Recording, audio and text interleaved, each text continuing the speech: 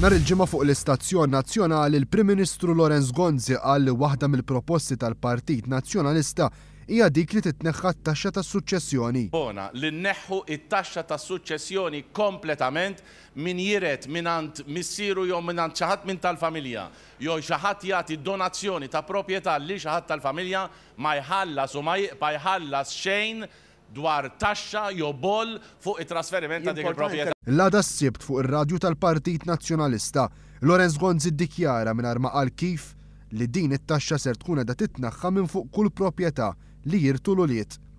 Madankollu tarif dwar id-dħul tal-Gvern ippubblikat mal-budget għal din is-sena juri li dan mhux minnu.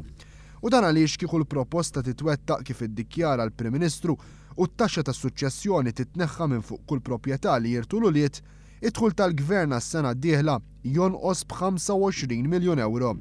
Fil-verità iżda, id-dħul tal-Gvern mit-tneħħija tat-taxxa tas-suċċessjoni se jonqos biss b'1 euro. Dan kollu jikkonferma li t-taxxa tas-suċċessjoni ser titneħħa biss minn fuq il-proprjetà li fiha kienu jgħixu l-ġenituri qabel mewthom u li tintiret lil uliedhom u mhux minn fuq kull proprjetà. Bil-kontra ta' dak li qal il-Prim Ministru Lorenz Gonzi.